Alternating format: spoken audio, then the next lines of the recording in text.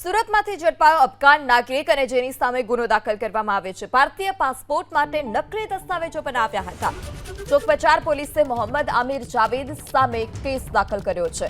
મહારાષ્ટ્રના મિત્રો સાથે મળીને કાવતરું કર્યું હોવાનો ખુલાસો। નકલી જન્મ પ્રમાણપત્રને આધારે ભારતીય પાસપોર્ટ બનાવ્યો હતો। તો સુરતમાંથી અફઘાની એક યુવક ઝડપાયો છે। ભારતીય પાસપોર્ટ માટે તેણે નકલી દસ્તાવેજ બનાવ્યા। ચોકબજાર પોલીસે મોહમ્મદ આમિર જાવેદ સામે કેસ દાખલ કર્યો છે। તેના મિત્રો સાથે મળી અને તેણે આ કાવતરું રચ્યું હોવાનો ખુલાસો થયો છે। મહારાષ્ટ્રનો તેનો મિત્ર અને તેની સાથે આ મળી તેણે ષડયંત્ર રચ્યું। નકલી જન્મ પ્રમાણપત્રને આધારે ભારતીય પાસપોર્ટ બનાવડાવ્યો હતો। क्राइम ब्रांच ने टीम ने एक इन्फॉर्मेशन मिली कि एक अफगानी नेशनल है जे बोगस पासपोर्ट बनावी अने घणा समयथी सूरत में रह्यो छे। सूरत में एने बोगस पासपोर्ट बोगस डॉक्यूमेंटना आधारे मेळव्यो छे।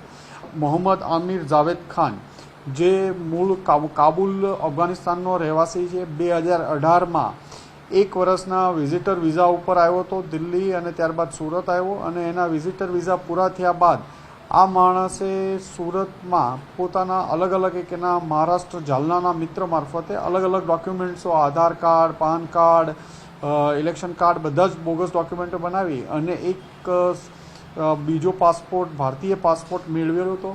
आ भारतीय पासपोर्ट मेळव्या बाद पण आ भारतीय पासपोर्ट पर यूएई अफगानिस्तान ये ट्रावेलिंग पण करी चूक्यो छे अने गई काले क्राइम ब्रांचनी टीमे इन्फॉर्मेशनना आधारे एनी धरपकड़ करी छे।